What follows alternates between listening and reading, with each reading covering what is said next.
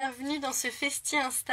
Aujourd'hui, on accueille Suzanne Gilg, qui vient d'Alsace, tout le nom, qui est naturopathe et qui est accompagnatrice de jeûne. Du coup, on va vraiment se pencher sur le jeûne et le bien-être féminin. Donc très souvent, je le dis mal, mais on dit le jeûne, parce qu'il y a un accent circonflexe dessus. Donc c'est le fait de ne pas manger ou de manger très faiblement. Donc elle va nous expliquer un peu Suzanne. Et donc elle va nous parler de ce que c'est et à la fin, on finira pour voir quels impacts ça peut avoir sur le bien-être féminin, sur sa vie de femme, sur les pathologies, sur plein de choses. Voilà, c'est l'occasion de découvrir cette fabuleuse technique qui pour moi est la technique phare de la naturopathie.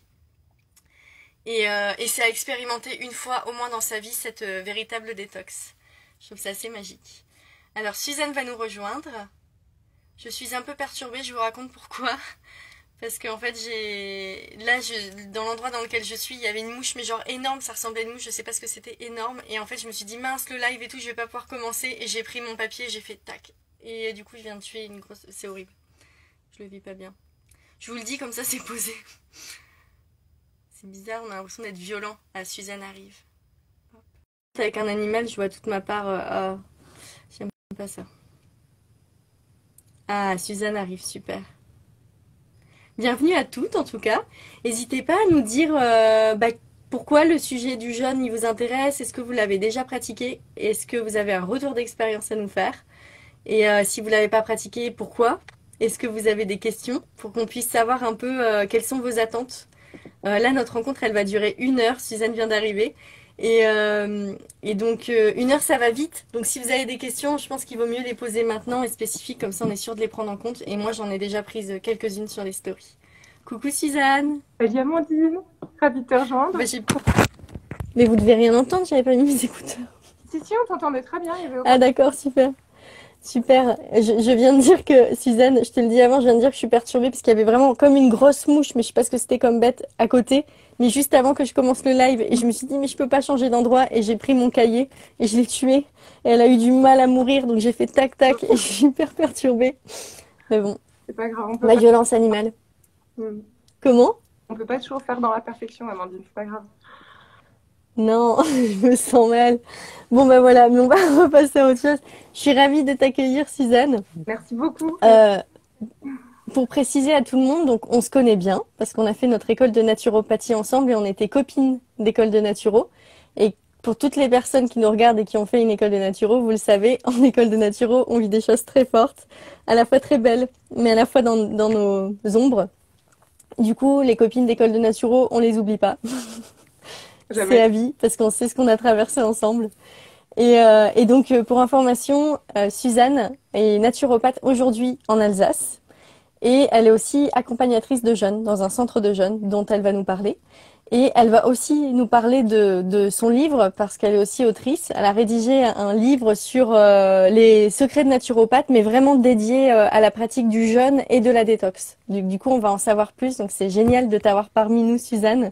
Je suis ravie. Alors, un livre co-rédigé avec une personne exceptionnelle qui malheureusement n'est pas là, qui s'appelle Fanfan Herzog, mais je vous en reparlerai en détail. Oui, Fanfan qui a créé le centre de jeunes où tu travailles aujourd'hui. Ouais. Merci de le préciser. Et est-ce que tu as envie de rajouter quelque chose d'autre sur ta description? Par exemple, tu proposes aussi des massages, tu proposes des conférences chez toi. Qu'est-ce que tu as envie de partager sur ta pratique? Ah, il y a une coupure. Alors, je regarde si c'est... Ah non, c'est bon. Vous me direz si la coupure, est-ce que vous continuez à m'entendre ou pas? Ou c'est peut-être Suzanne qui a une coupure. Et je regarde pendant ce temps-là vos messages. Tu dis naturo-luminescence que tu es accompagnante en naturo... Ah bah c'est Suzanne qui est partie. Tu dis que tu es... On va attendre qu'elle revienne. Tu dis que tu es accompagnante en naturo périnatale, que tu as tenté de purger, mais finalement pas l'énergie vitale nécessaire. Donc je commence une phase de revitalisation avant de détoxifier, puis de jeûner. Merci de partager ça parce que on va en parler. C'est-à-dire que le phénomène de la détox, on peut pas se lancer comme ça en naturopathie, en tout cas dans une détox, quand on n'a pas assez d'énergie vitale. Et en même temps, quand on n'a pas assez d'énergie, souvent c'est qu'on est trop intoxiqué. Donc c'est toujours un peu bancal de tempérer comme ça. Et c'est pour ça que quand on est en pleine forme, jeûner, il n'y a pas de souci, on n'a pas besoin de prendre des précautions. Mais quand on sent comme ça qu'on manque de vitalité, qu'on ne sait pas trop où on en est, moi je trouve que c'est bien d'être accompagné pour pas faire d'erreur. Et par exemple, si on décide de jeûner, mais qu'on est en état de sous-vitalité, je vais jeûner, je vais aller dans le processus. Et à un moment, je vais totalement appauvrir l'organisme, le déminéraliser. Il n'arrivera pas à récupérer. Donc en fait, le jeûne va lui faire plus de mal que de bien. Voilà. Mais ça, c'est des cas assez particuliers. Et Suzanne, elle va pouvoir nous en parler quand elle reviendra. Je lis vos messages. Hop. Je vais vous dire, le temps que Suzanne revienne, je vais vous dire un peu, moi, quelle est mon expérience du jeûne. Donc j'ai fait plusieurs jeûnes longs dans ma vie, d'une semaine. Il y en a un que j'ai fait une fois de 10 jours. J'étais partie pour 14 jours de jeûne et en fait j'ai dû m'arrêter parce que j'avais perdu trop de poids. Donc j'arrivais en dessous de mon poids de sécurité. J'aurais pu continuer un peu, mais je l'ai déjà fait descendre trop en dessous et en fait pour remonter ça prend du temps et après je passe quelques semaines un peu affaiblie et j'avais pas envie de ça. J'avais pas envie de faire le jeu du je vais jusqu'au bout des 14 jours. Donc j'ai fait que 10 jours de jeûne ce moment-là. Et à chaque fois les expériences de jeûne elles sont magiques. Là, je parle de jeûne long, mais c'est des moments où on est connecté à soi, à ses envies profondes, de faire l'espace du vide à l'intérieur de soi. Ça permet de voir ce dont on a besoin sur le moment. Alors, Suzanne va nous rejoindre. Hop. Et ça a été des moments de lumière incroyables et aussi des moments de guérison sur certains points, auxquels je ne m'attendais pas. Voilà. Des choses à chaque fois, je me suis dit, ah bon, il y a ça qui se passe. Donc, c'est l'intelligence du corps qui va décider. Suzanne, j'étais en train de parler de mon expérience du jeûne en attendant que tu reviennes. Super, désolée, hein, ça a déconnecté, je n'ai pas compris ce qui s'est passé. Bon. Ok. Et donc, je t'ai posé une question avant que tu partes, je me souviens plus. Dans quel contexte t'es partie la connexion? Tu demandais quelle était l'orientation de ma pratique, qu'est-ce que j'avais comme type d'activité. Oui. Tu avais déjà très bien résumé la chose. Mais c'est vrai qu'il y a un domaine de mon activité qui me tient particulièrement à cœur, c'est tout simplement la notion de partage. Parce qu'en fait, tu te rends compte que plus tu arrives à communiquer et à transmettre en fait le domaine de la naturopathie, que j'appelle presque une philosophie ou un mode de vie, mais en fait, tu te rends compte à quel point ça a des petits effets comme ça hyper positifs, ça plante des graines partout, et puis il y a plein de gens après qui les font pousser, et ça rend des choses assez merveilleuses. Donc voilà, j'essaye de faire beaucoup de conférences, de transmissions, voilà, comme je peux au moment où c'est possible. Et tu parles, Suzanne, de la philosophie naturopathique. Et j'en profite, sur la page Facebook, quand je t'ai décrite, j'ai dit où j'ai mis une photo où on buvait de l'alcool et tout, qu'on aimait bien faire la fête. Ah oui. Et en fait, souvent, quand on parle de naturopathie, on voit tous les rééquilibrages qu'il faut faire, on voit la frustration, on se dit, ah mais attends, en naturopathie, je vais pas pouvoir manger de gluten, pas pouvoir manger tout ça. Je peux témoigner qu'ici, vous avez 2 personnes naturopathes en face de vous et qu'on est des bonnes vivantes. Et que justement, je pense que c'est peut-être pour ça aussi que le jeûne t'intéresse et Bien toutes sûr. ces techniques de détox qui permettent de rééquilibrer. Bah, c'est une bonne voie d'entrée qui me définit bien. Merci Amandine. Donc, alors, d'un point de vue très personnel, moi, la naturopathie, c'était trouver mon équilibre. Donc, moi, je veux pas du tout être dans la perfection, dans mon hygiène alimentaire, dans mes pratiques méditatives, dans mon sport quotidien, etc. Non, c'est pas du tout ça mon objectif. Mais c'est au contraire de trouver cette harmonie et cet équilibre personnel. Et donc, je me rends de plus en plus compte, que ce soit en observant moi ou en observant tous les gens que je peux suivre en centre de jeûne ou en consultation, c'est qu'en fait, cette recherche d'équilibre, elle passe pas par faire tout bien parfaitement. C'est en fait trouver justement cet équilibre entre, moi personnellement, j'aime bien boire un coup avec les copains. Quand j'ai envie de me faire un gâteau au chocolat, je me fais un gâteau au chocolat. Mais en fait, justement, sur une année globale, moi j'ai pris l'habitude de jeûner 2 fois dans l'année. Je fais des jeûnes courts. Je crois que ça va rejoindre un peu ce que tu disais avant, que j'ai en partie raté, mais où moi j'ai un métabolisme très rapide. Donc si je fais un jeûne d'une semaine, je vais perdre 8 à 9 kilos, ce qui est trop pour moi. Donc je fais 2 jeûnes de 4 ou 5 jours dans l'année. Et du coup, voilà, j'ai une très belle détox qui se passe à chaque fois et qui me permet voilà, de ne pas être parfaite tout le temps et puis d'être en pleine santé tout au long de l'année, quoi. Voilà, je sais plus quand je suis médecin, je sais plus quand j'ai pris des médicaments, enfin voilà quoi. Ouais, c'est ça, c'est de pouvoir d'avoir des outils. Et moi, j'aime beaucoup en ce moment ce mot qui ressort de souveraineté. Mhm. Et là, on est dans une sorte de souveraineté quand on regarde son corps et qu'on se dit, ah, moi par exemple, je suis un peu stone en ce moment parce que j'ai bu trop d'alcool ce week-end. C'était cool, mais on a fait un chantier participatif, il y avait des soirées après, c'était chouette. Et ben je sais que je mets 2 jours à m'en remettre maintenant. Et je sais aussi que si je surveille mon alimentation, ça va être plus rapide pour s'en remettre et que justement tout ce qui est détox post-fête ou jeûne, ça peut être aussi une solution. Bien sûr, tout à fait. Mm. Est-ce que tu peux nous dire, parce que là on parle de jeûne, mais en fait le jeûne, il y a plein de définitions possibles. Est-ce que tu peux nous dire quelle est toi ta définition et comment tu le vois? Bien sûr. Alors le jeûne, c'est vrai qu'il y a plein de types de jeûnes différents. Alors vous connaissez sans doute le jeûne intermittent, c'est déjà une forme de jeûne. Si on se dirige même vers les monodiètes, c'est une forme d'alimentation tellement hypotoxique qu'on va prendre moins d'énergie au corps dans la digestion. Donc c'est une certaine forme du jeûne un peu plus éloignée, mais qui s'en rapproche. Ensuite, il y a les jeûnes type Buchinger, qui sont les types de jeûnes qu'on propose dans le centre qui s'appelle Naturellement Jeûne au Tenchel en Alsace, là où je travaille. Qui donc là est un jeûne où on a un petit jus de légumes le matin, maximum 150-200 calories journée, pour pas non plus être dans une digestion et dans un apport de glucose trop important, mais quand même avec des vitamines, des minéraux et en plus un bouillon le soir. Donc, qui va nous nourrir. Et en fait, cet apport en vitamines et minéraux va un peu limiter ce qu'on appelle la détoxination ou la crise de détox qui se passe souvent à partir du 3e jour. Donc, le jeûne Buchinger, entre guillemets, est un jeûne plus confortable. Et après, quand on part vers un jeûne hygiéniste, un jeûne hydrique déjà, bah, c'est purement à l'eau et aux tisanes. Et après, un jeûne hygiéniste, c'est à l'eau aux tisanes. Mais en plus, on est couché et on ne bouge plus, quoi, pour laisser le corps complètement faire ce qu'il a à faire et ne pas lui demander quoi que ce soit en dehors de son travail interne. Voilà, donc on a pas mal de choses différentes. Ouais. Quand tu parles de crise de détox, est-ce que tu peux nous dire ce que c'est que des crises de détox? Bien sûr. Alors, peut-être que je peux commencer par comment notre corps distribue l'énergie et ensuite j'en viendrai. Oui. Donc, ça va. Comme ça sera chronologique comme... Super. Donc en fait, je trouve ce qui est hyper important de savoir quand on parle de jeûne, c'est que le corps, il va distribuer de l'énergie dans différents secteurs de notre organisme. C'est-à-dire que dans un jour normal, on va manger, on va faire toutes nos activités classiques, notre corps, il va dédier environ 1/3 de sa dépense énergétique vers tout ce qui est notre système autonome. Bref, le battement de notre cœur, quand on marche, on utilise nos muscles, notre circulation sanguine, lymphatique, etc., etc. Bref, ce dont on a besoin pour vivre. Ensuite, il y a un autre tiers de dépenses énergétiques, environ, ça dépend des personnes, qui va être dédié en fait à nos pensées et nos émotions. Donc, quand dans notre société, en plus, on a beaucoup de profils de stress chronique, parfois, ça va même sur plus que 33% qui va vers ce domaine-là. Et ensuite, on a le 3e tiers, environ toujours, qui va être dédié à la digestion.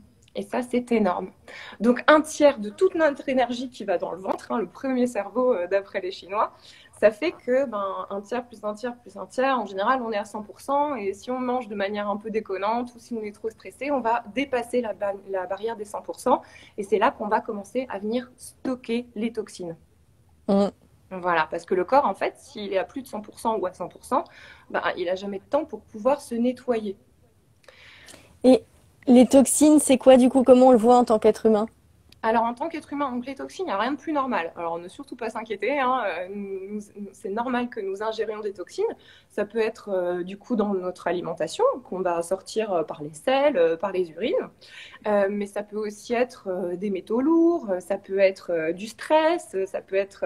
voilà, il y a plein de choses qui peuvent s'appeler toxines.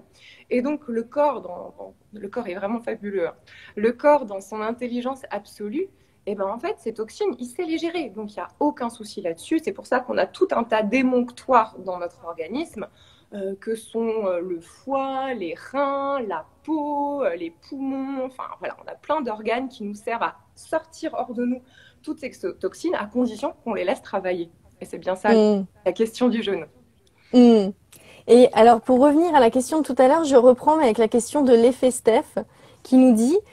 pouvez-vous parler de la crise d'acidose? Donc, quand je te parlais de crise tout à l'heure, la question, j'ai fait un jeûne de 3 jours récemment et le 3e jour a été très compliqué pour la première fois. Ouais. Nausées, vomissements, douleurs au mollet et fatigue. Ok, d'accord. Bon, alors ça, j'ai toute ma sympathie pour ces moments-là où, en effet, c'est très difficile. Et Mm. selon les personnes, on ne va pas du tout avoir les mêmes symptômes. Donc Steph, hein, si j'ai bien compris, ce qui a pu t'arriver Oui, là, c'est tout simplement que en fait, ton corps, il a changé de mode de fonctionnement. Donc d'abord, il a dû s'adapter. Donc, il a dû s'adapter. Il a d'abord mangé les réserves de glucose dans ton organisme pendant les premiers 24 heures, qui étaient tout simplement dans ton sang en réserve et dans ton foie. Ensuite, il a dû changer de mode de fonctionnement. Il a dû aller chercher ça un petit peu plus dans les muscles. Ensuite, il a encore changé de mode de fonctionnement. Là, il est allé chercher dans les acides gras, donc au niveau de nos graisses, de nos lipides. Et en fait, quand on change de mode de fonctionnement, bah, du coup, il y a ce temps d'adaptation. Et quand il n'y a plus de glucose en réserve, et ben, du coup, on va manger ce qui s'appelle les corps cétoniques, faits à base d'acides gras. Alors ça, du coup, c'est une intelligence de l'organisme qui fait qu'il peut fonctionner à partir de nos lipides. Super. mm, Sauf que souvent, on a beaucoup de toxines qui sont stockées dans ces lipides. Et du coup, ben, quand on va libérer ces lipides pour les transformer en corps cétonique qui va nourrir notre organisme et notre cerveau, et ben, on va libérer aussi ces toxines qu'on va devoir gérer. Et la mm. libération de ces toxines qui étaient stockées dans les lipides va faire qu'on va avoir tout un tas de symptômes. Alors, il y a des personnes qui vont avoir zéro symptôme. Il y a des gens qui vont vomir, il y a des gens qui vont avoir des nausées monumentales, il y a des gens qui vont avoir des maux de tête carabinés, des gens qui vont être couverts de courbatures. Enfin voilà, ça peut être très très très diversifié. Et là, je vous parle que de symptômes physiques, parce qu'on a aussi beaucoup de symptômes psychologiques et émotionnels qui peuvent se passer, parce que quand on se nettoie aussi la tête.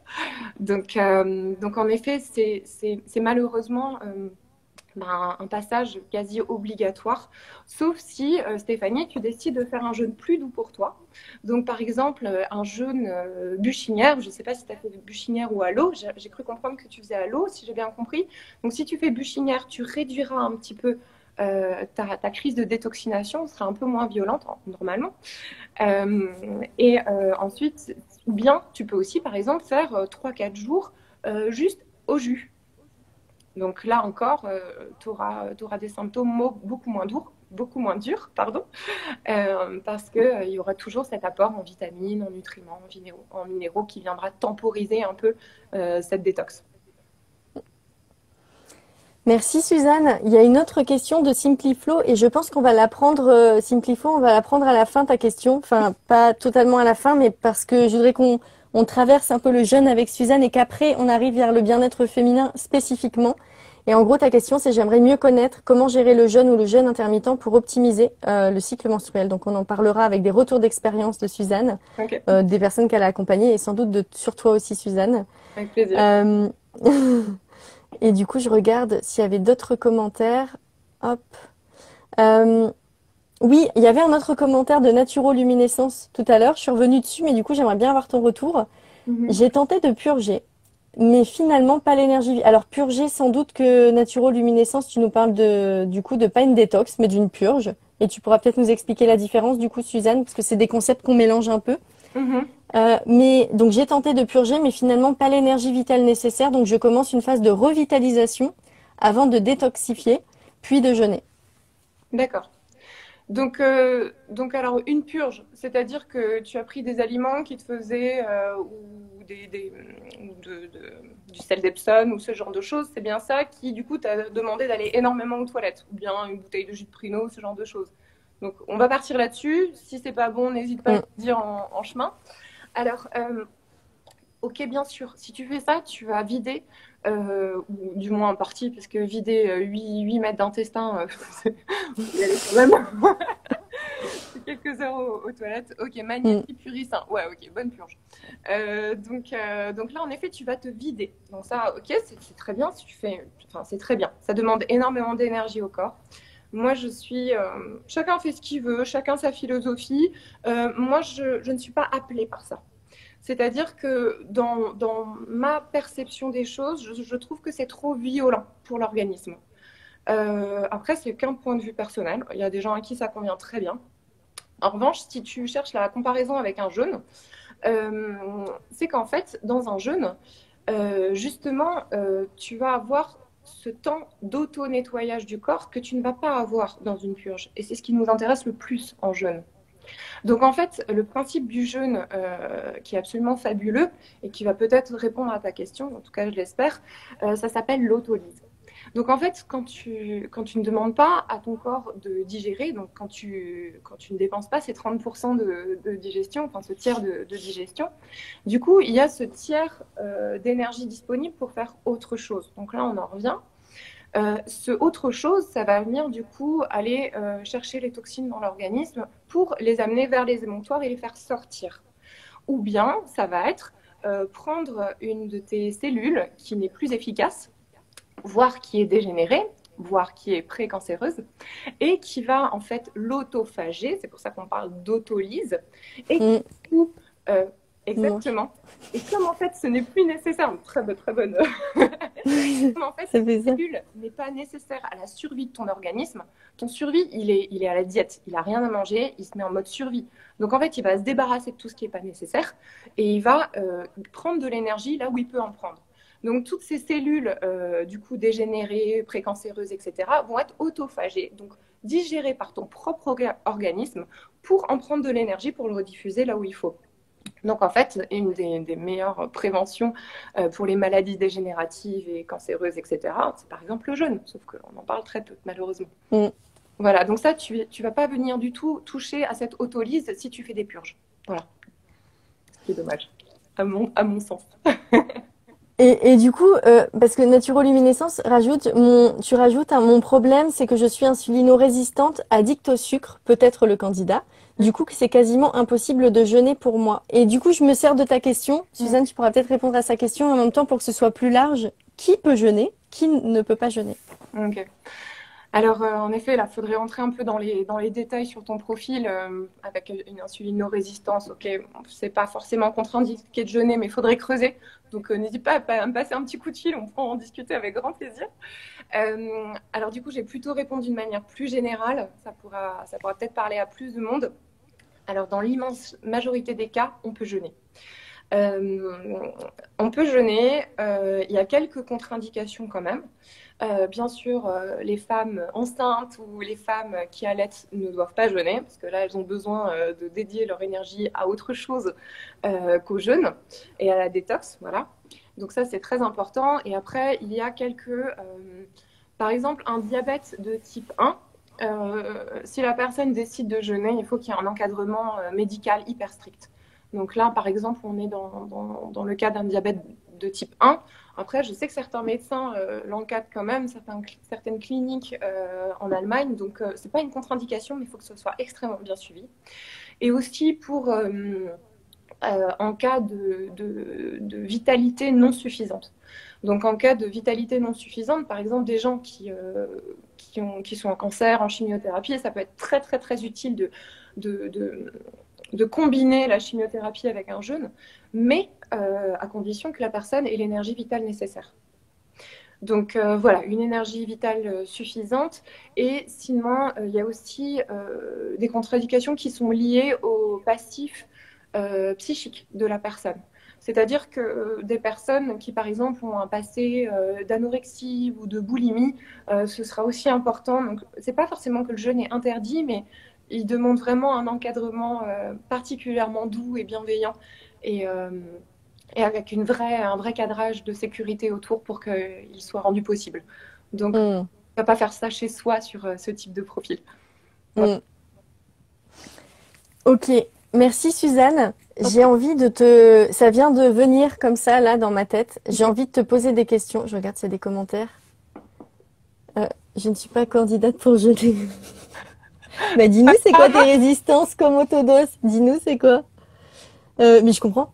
Et en plus faut le vouloir hein. Ça c'est un truc bon quoique on peut être forcé mais alors Éléonore Truffaut tu dis à 80 ans peut-on jeûner? Moi je connais quelqu'un de 85 ans qui monte aux arbres donc depuis que j'ai vu ça j'ai fait ah ok c'est bon on peut tout faire. À 80 ans moi j'ai vu plusieurs personnes dans le centre de jeûne où j'encadre des jeûneurs, plusieurs personnes entre 80 et 85 ans qui jeûnaient et dont une non mais elle était absolument fabuleuse. Elle marchait plus vite que moi. Alors que je jeûnais pas, hein. Moi, quand j'en cache, je jeûne pas. Dans les montées, elle me doublait. Mm.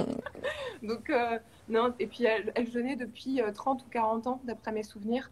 Donc, ça avait plutôt l'air de bien marcher et de bien Oui. conserver. Donc, là encore, 80 ans, ok, avec la vitalité nécessaire. Mm. Donc là, allez voir un professionnel de santé pour Mm. identifier si vous avez cette force vitale nécessaire ou pas. Mais c'est pas une question d'âge, c'est une question Mm. d'état. Alors, je vais te poser des questions par rapport à des cas concrets. Je vulgarise, donc dès qu'on le vulgarise, on est à côté de la plaque un peu, mais c'est pour amener une réflexion dans le concret. Ok. Non, c'est pas vulgarisé si je. Alors, imaginons, je prends le portrait d'une femme qui a 40 ans. Mhm. Elle a 2 fibromes Mhm. et elle a des grosseurs vraiment dans la zone du bassin, du coup. Ok. Et elle sent qu'elle est déréglée. Elle est pas fatiguée, tu vois. C'est une femme qui a une vie, etc. Tempérament, système nerveux, un peu, tu vois. Parce que bon, bah, elle a une vie, elle est active, donc pas à fond, mais pas en pleine vitalité. Il se passe des choses, forcément. Il y a les fibromes et tout, mais pas raplapla. Donc qui a de la disponibilité en ce moment et qui a envie de se retrouver et prendre soin d'elle. Mhm. Dans son cas, à elle, imaginons. Je sais que ça nécessiterait plus de précision, mais quel type de jeûne il faudrait? Est-ce que ce serait plus du jeûne intermittent, du jeûne à l'eau, du jeûne au jus? C'est une warrior, elle est prête à tout expérimenter, elle a envie de passer un cap. Voilà. Bah, si elle a envie et si elle s'en sent capable, alors moi je lui conseillerais clairement une semaine de jeûne. Parce qu'en fait, jeûner une journée, oui, c'est une super expérience, hein, mais jeûner une semaine, c'est pas la même expérience. Et, euh, et en fait, quand on est en phase de guérison, quand on a un objectif de guérison, il se passe tout un tas de choses à la fois physiologiques pendant une semaine qui ne peut pas se passer en une journée, mais il se passe aussi tout un tas de choses psychologiques, Mm. surtout émotionnelles, pendant une semaine. C'est-à-dire que il y a quelque chose de très important. Si vous avez une seule chose à retenir de cette causerie, retenez ce que je vais vous dire. Je crois que c'est vraiment le plus important. C'est que nous sommes dans une société d'ultra-consumérisme. Donc quand on se dit je ne vais pas manger, c'est complètement aberrant en fait. On marche à reculons dans le monde dans lequel on vit. Donc c'est une vraie déjà prouesse mentale de se dire je vais jeûner.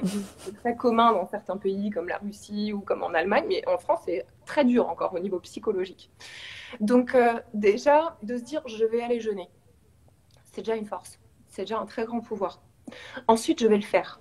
Je vais jeûner, je vais m'offrir une semaine pour moi où je vais juste m'occuper de moi, laisser mon corps se nettoyer, laisser mon corps travailler. Bref, laisser faire en fait, parce que on est souvent beaucoup trop interventionniste. Donc le laisser faire, c'est aussi quelque chose d'exceptionnel. Et donc là où je veux en venir, c'est que quand on arrive à faire ça, on arrive au bout de la semaine. Et moi, c'est je crois, une des plus belles choses dans mon métier. Je vois des gens qui sont sortis de leur zone de confort.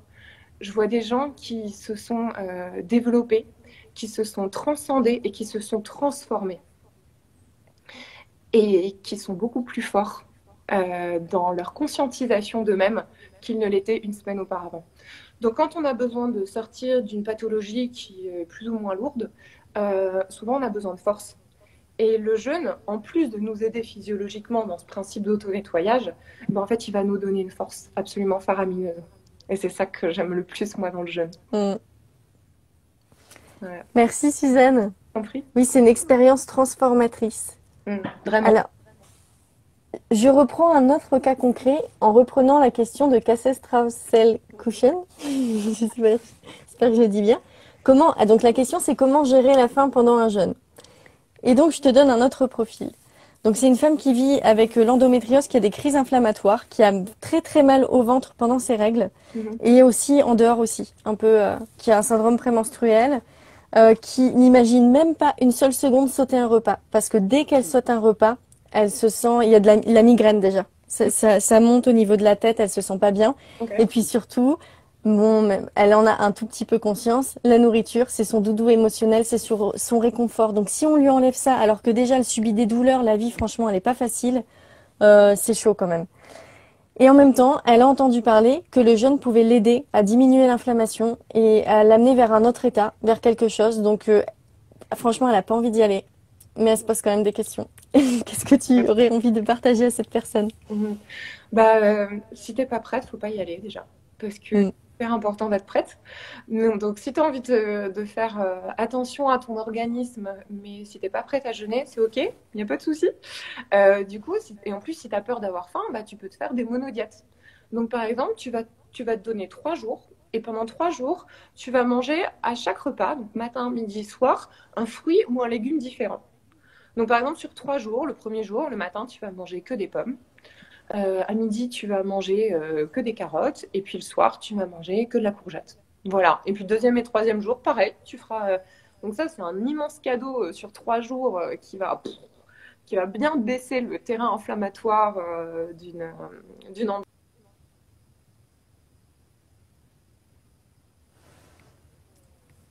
même temps. Mais on n'est pas non plus sur quelque chose de, de, de trop difficile à surmonter si on n'a pas envie de jeûner. Là encore, il faut juste s'écouter en fait. Il y a des soucis pour rien en fait. On fait les choses quand on Mm. est prêt à les faire. Alors, je reprécise ma question. Oui. Personne dans son entourage ne jeûne. Donc du coup, elle entend parler du jeûne, mais parce que certaines personnes lui ont dit, mais ça fait pas partie de son truc. Mhm. Et elle a peur d'avoir faim parce qu'elle l'a jamais vécu. Et en même temps, il y a Mhm. quelqu'un qui lui a dit Ok, d'accord. Donc que elle a envie un peu quoi. il y a un truc quand même où elle se dit, mais attends, j'ai entendu des femmes là elles sont revenues de jeûne et elles ont plus de douleur de règles, mais qu'est-ce qui se passe? Tu vois, elle a pas envie, mais ça la titille un peu quand même. Ça la titille. Et je partage mon expérience par rapport à ça. Moi, j'ai souvent faim parce que j'aime bien manger. Mais si je ne mange pas, je n'ai plus faim. Et donc, par exemple, pour moi, un jeûne hydrique, juste à l'eau, est plus simple. Parce que ne pas manger, ça me coupe l'appétit. Que si je remange des petits bouts de pommes, ça rééveille l'appétit. Ouais, ouais. Mhm. Mm. Je te rejoins là-dessus, hein. Moi, une monodiète, c'est impossible pour moi, alors qu'un jeûne, bon, Oui. je comprends très bien. C'est parce qu'on a un profil tout ou rien, je pense. Pardon, pour rien, ouais. On a un profil tout ou rien, on est dans l'excès toutes les deux. C'est bon. Bon, je fais ou je fais pas, mais je fais pas à moitié. Quoi. Complètement. Ok, donc elle a un peu envie quand même. Alors, bah, ça c'est très simple. Elle a besoin d'être accompagnée, j'ai l'impression, de cette femme.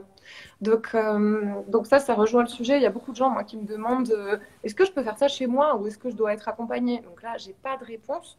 Ça va être très personnel. Donc, il y a des gens qui ont besoin de se faire accompagner. Donc, dans le profil que tu viens de décrire, ça peut typiquement être une personne avec qui ce serait intéressant de faire une consultation en amont d'un jeûne, vraiment pour préparer le terrain, pour bien expliquer les choses, pour motiver, bref, il faut beaucoup de bienveillance pour cette personne, beaucoup d'écoute, beaucoup de soutien. Donc lui apporter tout ce dont elle a besoin. Et ensuite, une fois qu'elle est rassurée sur ses craintes, ses peurs, parce qu'en fait, quand on fait une bonne descente alimentaire, on n'a pas faim pendant un jeûne, ou on peut... Descente, Oui, descente alimentaire, est-ce que tu peux nous dire pardon, bien sûr. ce que c'est? Alors, une descente alimentaire, c'est quand on va en fait préparer l'organisme en vue d'un jeûne. C'est-à-dire qu'on va commencer à enlever les aliments les plus toxémiques pour ensuite garder les aliments, entre guillemets, les plus sains, les plus hypotoxiques, donc sans toxines. Et on réduit le type d'aliments différents. D'abord, on enlève les sucres, on enlève les viandes, on enlève tout ce qui est transformé. Ensuite, on va enlever les céréales. Bref, et à la fin, on se retrouve juste avec des légumes et des fruits, et c'est tout. Et on finit par peut-être même une journée de jus. Et du coup, là, tout le système digestif, il s'est bien vidé grâce à toutes ces fibres qu'on a mangées, grâce à une réduction de la quantité alimentaire et surtout grâce à cette sélection alimentaire qui fait que c'est des choses qui ne vont pas rester engluées dans l'organisme. Hmm. Voilà. J'aimerais bien qu'on revienne dessus sur la descente alimentaire et notamment tout ce qui est descente et reprise alimentaire à partir de ton livre. Mais juste avant, j'ai une question de Moni Yoga. Donc Moni Yoga, tu dis, peut-on faire un jeûne sans perdre du poids? J'ai beaucoup de mal à prendre du poids et en perdre me fait très peur. Est-ce que tu as quelque chose à dire dessus, Suzanne? Ouais, je comprends cette peur. Je vois beaucoup de gens qui ont ce stress-là. Enfin, c'est vrai qu'il y a beaucoup de femmes qui disent moi je veux perdre du poids et elles se disent elles ont trop de chance, celles qui veulent pas. Bah non, pas du tout. En fait, c'est un vrai problème aussi. Donc j'entends ta problématique. Mouna, je crois. En tout cas, il faut savoir dans tout ce que j'ai pu observer ou lire, là encore, il n'y a pas de règles strictes, mais j'ai quand même pu observer ça souvent que quand on avait un métabolisme un peu fin, et qu'on faisait un jeûne. Par exemple, on fait, là, il ne faut pas faire forcément une semaine. C'est bien de faire 3-4 jours de jeûne, ça peut suffire, ou 5 maximum, mais on ne va pas faire une semaine ou 10 jours ou 2 semaines, non, ça jamais. Donc, faire déjà un jeûne pas trop long. Et ensuite, deuxième chose, c'est que souvent, quand on est trop faim et qu'on a du mal à prendre du poids ou à garder un poids, c'est qu'on a un problème d'absorption des vitamines et des minéraux. Or, quand on jeûne, ça peut être un outil, je dis ça peut, parce que bien sûr, c'est pas une science exacte, mais j'ai pu l'observer plusieurs fois, qu'après un jeûne, des personnes trop fines, en fait, arrivaient à gagner plus de poids par la suite. Parce qu'en fait, leur absorption des vitamines, des minéraux et de tous les nutriments en général se faisait mieux qu'avant. Donc en fait, cette perte de poids, c'est juste un outil pour mieux remonter après, quoi. Donc c'est pas grave. J'en témoigne. Parce que moi, j'avais du mal à prendre du poids avant. Et je pense que ça m'a aidé sur deux choses. Je pense que donc du coup, les cellules, quand elles sont intoxiquées, on absorbe mal les nutriments. Je pense qu'en vidant un peu les cellules de leurs toxines, ça m'a aidé à absorber. Et aussi, je pense que, en fait, en pratiquant le jeûne, ça m'a aidé à réguler mon système nerveux, à m'apaiser. Et comme je suis quelqu'un qui a un tempérament très nerveux, bah ça brûle tout de suite. Et tu vois, je mange et j'ai à peine le temps d'assimiler, en fait. Des fois, je me dis, mais j'ai mangé pourquoi là? Et, et du coup, de calmer le système nerveux et de l'aider pour qu'il revienne dans un système nerveux plutôt doux, parasympathique, ça m'a, je pense, aidé en tout cas, lorsque je me nourris, à prendre un peu de poids, en fait. Voilà. Parce que quand on a une alimentation saine, après, on est sur l'enjeu, sur comment je fais pour prendre du poids et on se regarde. Et, ouais. Alors, il y a Laurie. Oui, ah oui, Laurie, elle dit oui, c'était mon cas. Oui, parce que c'est de famille. Je n'ai jamais pesé autant qu'après mon premier jeûne et j'en suis contente. Ah, trop bien. Merci Laurie de ton témoignage. Il y a une question d'Elsa aussi. Si on a une grosse crise pendant une descente alimentaire, alors qu'on a déjà une alimentation anti-inflammatoire habituellement, quelles peuvent être les raisons? Alors déjà, il faudrait analyser de manière précise qu'est-ce que c'est anti-inflammatoire pour toi. Parce qu'en fait, parfois, on ne parle pas des mêmes choses et c'est important de repositionner qu'est-ce qui est vraiment anti-inflammatoire. J'ai des gens qui viennent me dire, qui me disent « Ah, alors moi, je mange super bien, tout nickel. » Oui, d'un point de vue diététique, allopathique, oui, mais d'un point de vue naturopathique, ça peut être discutable. Bref, donc c'est difficile de répondre si j'ai pas une description précise de ton régime alimentaire. Alors, pardon, pour Elsa, du coup, vu que je connais Elsa, c'est une alimentation anti-inflammatoire, mais naturopathique. C'est-à-dire sans gluten, sans sucre, sans lactose, et puis après avec de l'alimentation vivante à côté. Okay. Donc, il y a ce cas-là. Ouais. Super, merci. Donc, du coup, ce qui a pu se passer, c'est que, en fait, tout simplement, ton corps, il était déjà en détoxination. Donc, c'est-à-dire que ton corps, peut-être et sans doute grâce à cette alimentation anti-inflammatoire, mais en fait, il a une grosse vitalité. Et du coup, à peine tu réduis encore quelques petites choses et que tu es vraiment plus que sur des fruits ou sur des légumes, là, tu peux faire des réactions. Ton corps est dans une telle force vitale que c'est comme les enfants. Donc, quand les enfants ils sont malades, c'est hyper impressionnant parce qu'en fait, ils ont des très très fortes vitalités. Donc, c'est pas grave. Mais c'est juste que c'est impressionnant. Donc, si tu veux creuser ce sujet, moi, j'ai lu La descente par palier de Désiré Mérien qui me paraît être un bon outil pour toi, que je t'invite vraiment à consulter. Voilà, bon, c'est pas le truc le plus cool à lire, mais c'est hyper intéressant. Non. Ouais, la descente par palier, ça pourrait être quelque chose qui pourrait bien te parler. Une question d'Endo-Sharing. Combien de temps faut-il jeûner pour réduire les douleurs liées à l'endométriose? Écoute, là malheureusement, j'ai pas de recette magique, j'ai pas de temps précis. Ça va dépendre de chaque femme, ça va dépendre de chaque profil, ça va dépendre de son état physiologique de base, de son état émotionnel de base. Donc, il y a des femmes sur un jeûne de 5 ou 6 jours, elle va déjà avoir des super résultats.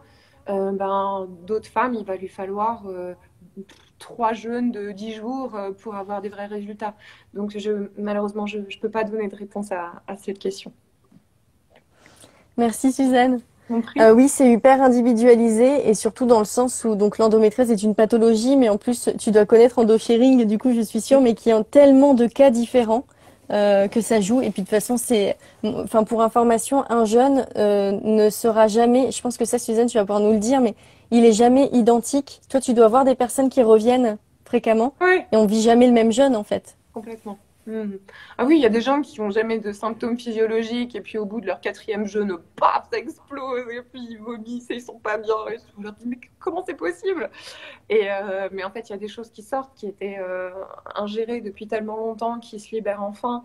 Donc, il y a des gens voilà, qui au contraire, ont par exemple, voilà, plein de symptômes, des courbatures, le jeûne suivant, ils vont plus en avoir. Le symptôme des jambes sans repos, qui bougent tout le temps, ça arrive souvent. Ça disparaît, ça réapparaît. Enfin, moi, personnellement, j'ai des types de jeûnes qui sont beaucoup plus dans le domaine émotionnel.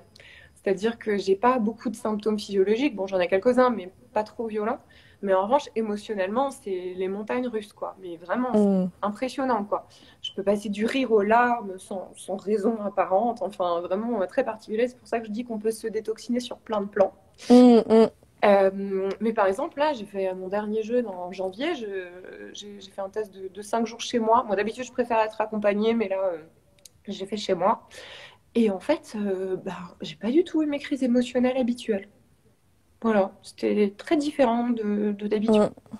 Voilà, donc Et tu le disais tout à l'heure que quand on vient pour jeûner, souvent on a quand même un objectif parce que c'est normal, c'est quelque chose qui nous motive oui, à prendre, par exemple, si on prend une semaine ou même qu'on le fasse chez soi ou quoi. Enfin, il y a un temps de préparation, donc on a toujours un objectif qui nous motive.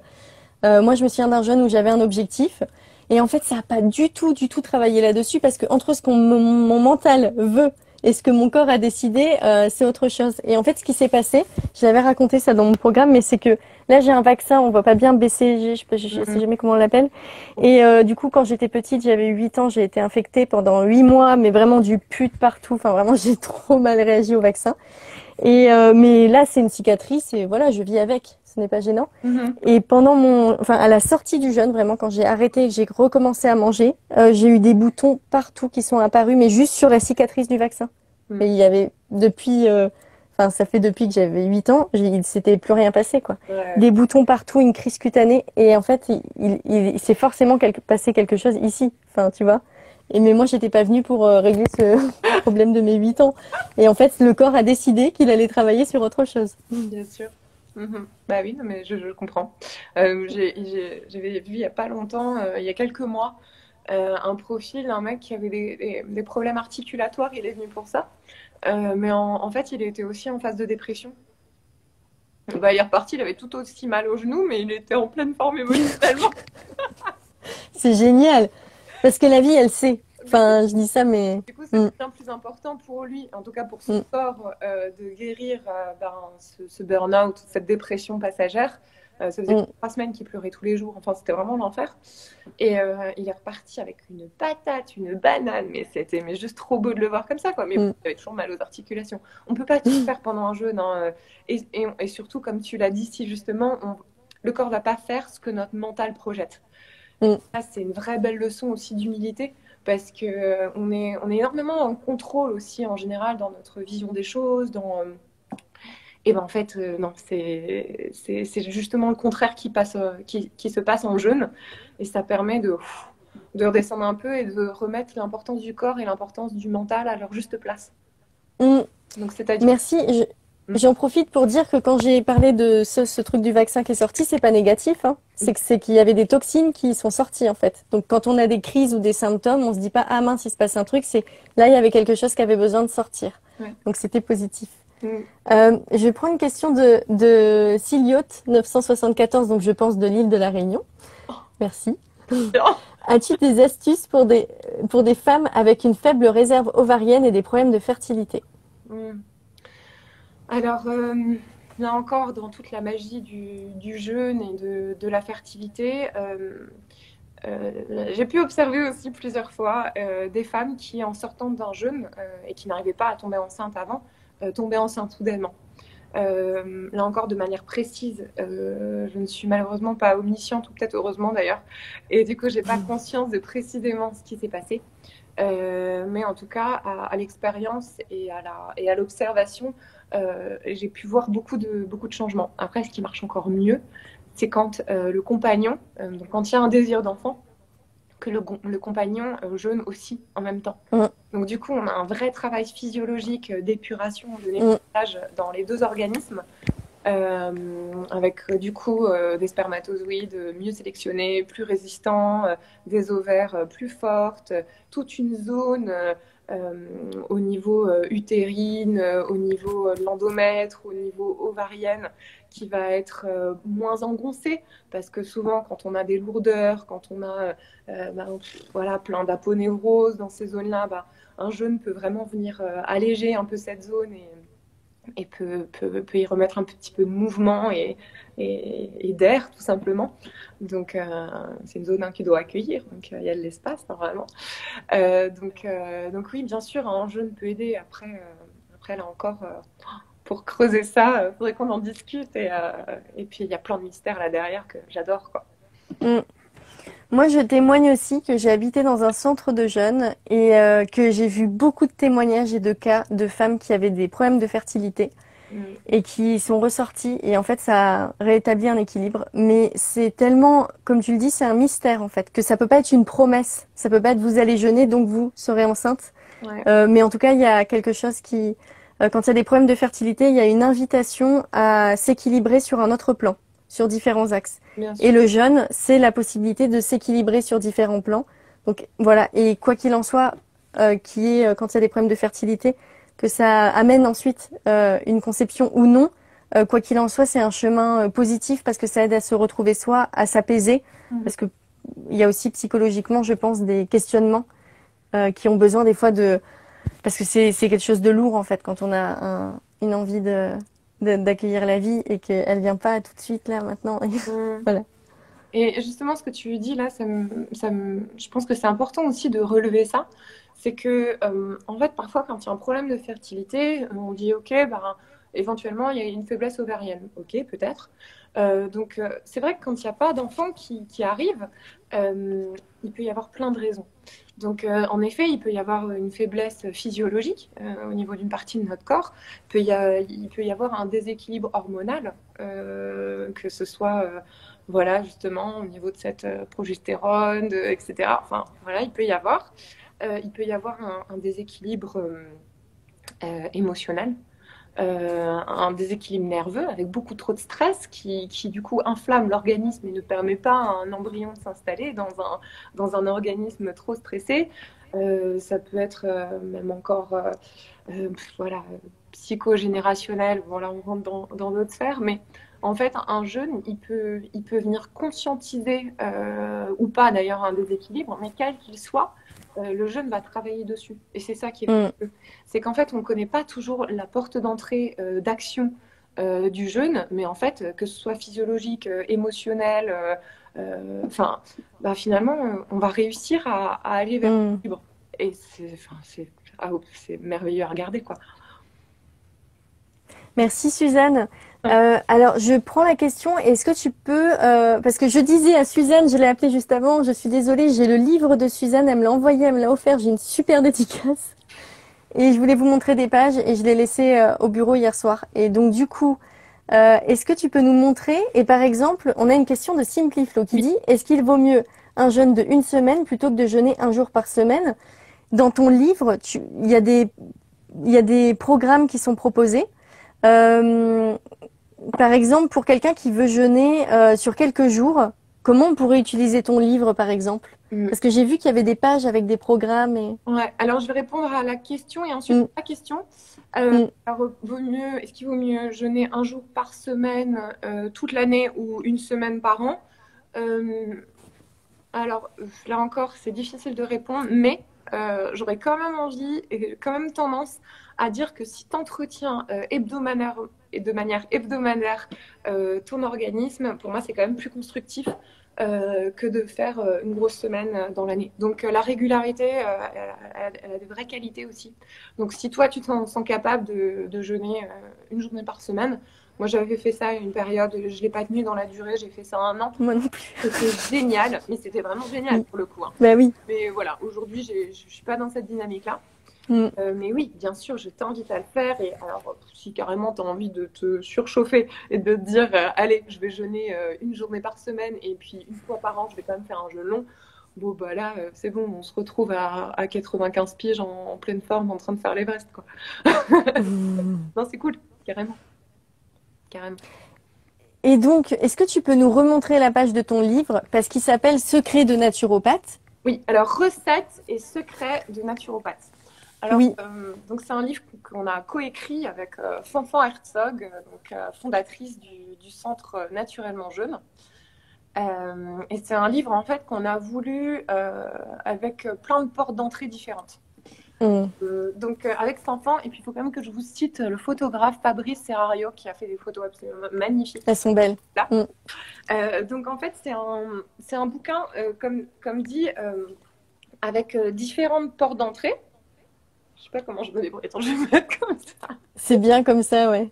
Avec différentes portes d'entrée, c'est-à-dire que par exemple chaque jour on va avoir des plats, des repas, et à chaque fois il y a des encarts. Donc, il y a des encarts qui vont, de manière hyper courte et ludique, vous renseigner sur des sujets de santé alimentaire en naturopathie. Et on a aussi élaboré ce livre sur 4 semaines de programme en fonction des saisons. Donc, une semaine pour l'été. Moi, je prends la première page. Première page de quelle saison? On va tomber sur quoi? Mais parfait, j'ai une question sur les saisons après que j'avais notée. Ça va me permettre de te la reposer. Oh là là! Il est 12h51. Il nous reste 9 minutes. Non, on va accéder. Alors, je pourrais pas répondre aux questions qu'on m'avait données en supplément, mais on verra comment on peut y répondre différemment. Cas où tu veux d'abord me poser les questions? Qu'est-ce que tu préfères? Je préférerais que tu montres ton livre parce que là, je l'ai vu, je l'ai oublié, je l'ai pas, mais je voulais que tu montres comment ça fonctionne. Alors. Notamment, je te dis pourquoi je te pose la question. J'ai des personnes que je suis en programme, en consultation, et qui veulent jeûner chez elles, et notamment quand elles ont des règles douloureuses. D'accord. Et en gros, il y a plusieurs types de demandes, mais par rapport à ce que j'ai récolté. Donc, il y a les femmes qui souhaitent jeûner, mais quelques jours chez elles uniquement pour, tu vois, détoxifier un peu au niveau de l'utérus pour que le sang y circule mieux. Okay. Et il y a d'autres femmes qui veulent profiter de la période des lunes pour jeûner 1 ou 2 jours, par exemple. Okay. Et je pense que ton livre, il est vraiment conseillé dans ces cas-là parce qu'il donne des recettes super simples à faire. Que c'est indiqué, que comme tu dis, tu montres ton matériel de cuisine au tout départ. Ouais. Et tout est simple, mais simple. Et j'aimerais que pour ces femmes-là, tu puisses montrer en quoi ton livre il pourrait aider. Bien sûr. Alors, c'est vrai que du coup, pour la petite parenthèse, quand on a des règles douloureuses, faire 4-5 jours hypotoxiques avant le premier jour de lune, c'est salvateur, mais au possible. Bien sûr, après, il faut faire un petit bilan hormonal pour potentiellement se faire suivre avec des plantes. Donc, alors, comment on fait? Donc là, on est au début du printemps. Là, il y a toute la liste de courses si vous voulez faire toute la semaine de détox. Alors, pourquoi on dit détox? Parce qu'en fait, c'est 4 semaines selon les saisons, mais soit qu'on peut utiliser pour une reprise alimentaire après un jeûne. Donc, vraiment des recettes qui vont crescendo avec des intégrations au fur et à mesure de différents aliments pour que ce soit physiologique pour l'organisme. Donc, premier jour, voilà, avec les graines de chia, des fruits, voilà, quelques oléagineux, enfin bref, ce genre de choses, on vous décrit tout. Donc, soit une semaine de reprise alimentaire après un jeûne, soit, si on veut s'offrir, une semaine de détox. Donc ça marche aussi. On n'est pas obligé de jeûner, mais il n'y a que des recettes hypotoxiques dedans. Donc, si vous les suivez, vous faites une semaine de détox aussi. Voilà, donc du coup, là, on est sur le printemps. Et du coup, par exemple, à chaque journée, par exemple, s'il faut faire tremper des noix avant, on va avoir notre recette, on va avoir la petite explication, on va nous dire ce qu'il faut faire la veille. Il y a plein de choses hyper simples. Là, vous avez un houmous, des petites boulettes de graines germées. Là, on a un riz pilaf aux champignons. Enfin, voilà, c'est des choses en fait hyper simples. On a voulu des choses rapides, efficaces, parce que le but, c'était pas de passer sa journée à cuisiner avec des petits déj, avec des repas, avec même quelques desserts sans sucre. sans gluten. Voilà, donc on est vraiment sur un livre. On s'est amusé, hein, il y a 150 recettes dedans. Donc, donc voilà, on a juste envie de partager avec le maximum de monde parce que ça nous semble hyper utile, quoi. Et donc, moi, je trouve que ce livre, il est génial parce que, bah, tu vois, du coup, comme j'ai travaillé dans le milieu du jeûne, après, on donne quelques recettes quand on sort du jeûne. Mais une fois qu'on a jeûné, la période clé, mais vraiment, parce qu'en jeûne, en plus, quand on est accompagné, on est chouchouté. Moi, je sens pas la faim quand je suis en jeûne parce que, bon, voilà, on est là, on s'occupe de nous, on n'a rien à faire, c'est trop cool. Le défi, c'est quand on quitte le jeûne et qu'on part vers la reprise alimentaire et qu'on retourne chez soi. Et je trouvais qu'il n'y avait pas de livre aujourd'hui. Enfin, dans le milieu du jeûne, il n'y a pas de livre vraiment destiné à la reprise alimentaire. Et toi, c'est ce que tu proposes, en fait. Donc, j'ai l'impression que c'est la suite logique parce que c'est là où on a besoin de soutien, de bonnes recettes. Et puis, tu pourras peut-être en témoigner, mais les papilles, elles changent après un jeûne. Ah non, mais ça, t'es un nouveau-né qui prend sa première cuillerée de butternut de sa vie, quoi. En fait, on a une sorte de reset, donc de remise à jour de toutes nos sensibilités gustatives. Enfin, voilà, on mange une cuillère de choucroute crue, hein, qui paraît rien du tout comme ça, voire même repoussant pour certaines personnes. Mais alors, c'est une délectation culinaire, pour pas dire orgasme culinaire, une fois qu'on le met en bouche après avoir jeûné plusieurs jours, quoi. Non, mais c'est incroyable. Donc, et puis oui, ce livre, en fait, bah, on l'a réfléchi parce que justement, on suit des jeûneurs depuis quelques années maintenant. Et en fait, on l'a écrit pour eux parce qu'on se rendait compte on avait beau faire des super causeries de reprise alimentaire à la fin du jeûne, on leur expliquait tout, on prenait 3 heures tranquille pour tout détailler, comment, pourquoi, etc. On donnait des recettes. Et en fait, moi après, j'avais plein de coups de fil, des gens qui m'avaient dit je sais pas quoi faire à manger. Et puis j'étais là, mais je suis désolée. Alors du coup, je donnais quelques petits trucs, mais voilà, on peut pas se prendre voilà, tout ce temps-là. Enfin, c'est difficile de communiquer autant d'infos qu'on voudrait à chaque personne individuellement. Donc, du coup, on a tout recensé ouais, dans ce bouquin, quoi. Et c'est génial parce que après un jeûne, donc c'est le corps d'un nouveau-né. Et tout est neuf et tout est parfait. Donc, si on renvoie des trucs hyper mauvais dessus, du coup, ça va déséquilibrer. Et donc là, ça permet de rester dans une bonne dynamique et de faire des écarts, mais après, mais pas pendant la reprise alimentaire qui est quand même cruciale et qui fait quand même partie du jeûne. C'est un moment de reprogrammation physiologique, je trouve. Oui, ah bah c'est beau, voilà. C'est-à-dire que en fait, on a, voilà, 90% des gens aujourd'hui ont grosse addiction au sucre quand même. Après un jeûne, on arrive complètement à se rééduquer le palais pour ne pas se jeter sur des gâteaux ou sur des trucs qu'on avait l'habitude parce que au final, ça fera 1 semaine, 2 semaines, 3 semaines qu'on n'en aura pas mangé. On n'a plus du tout la même appétence pour ça. Donc on se rééduque complètement. Et Suzanne, si on a envie de jeûner avec toi, comment on peut faire pour te retrouver ? Tout simplement, vous allez sur le site Naturellement Jeûne. Et puis, il y a tout ce qu'il faut dessus, fiche d'inscription, les dates, les explications de comment ça marche. Vous avez toute l'équipe. Donc, Fanfan, qui a créé ce centre, qui est vraiment un de mes anges gardiens. Moi, j'ai croisé sur ma route. Je suis tellement heureuse de l'avoir dans ma vie. Et toute notre super équipe de femmes. Hein. Il y a Lisa, il y a Diana, il y a Émilie, enfin... Voilà, Andrea, vous avez plein de magiciennes comme ça qui chacune viennent un peu ajouter leur poudre magique pour faire voilà, un bel équilibre. Et voilà, c'est un centre de jeûne où, si vous connaissez Fanfan, vous savez que l'objectif c'est bien rigoler. Donc, c'est inscrit dans son prénom en même temps. Ah non, mais c'est oui. Et puis, Edo, c'est j'ai décidé d'être heureux parce que c'est bon pour la santé. Vous savez, c'est Voltaire qui a dit ça. Et je trouve que enfin voilà, on va pas se casser la tête à peser le nombre de grammes de carottes et le nombre d'huile qu'on va mettre dedans. Mais oui, mais oui. En fait, la vie, elle est beaucoup plus simple que ça. Enfin, il faut partager ces moments avec les gens qu'on aime, se faire du bien quand c'est le moment, se faire plaisir quand c'est le moment. Et puis ça fait un tout, et puis c'est OK. Merci Suzanne. Il y a Indosharing qui nous dit encore un super live. Un grand merci pour toutes ces infos. J'ai beaucoup de réponses et ça donne vraiment envie. Tant mieux, tant mieux. Et Elsa qui dit merci les filles. Merci à toi Elsa. Il reste 2 minutes. Est-ce que tu as envie de dire un petit mot de fin?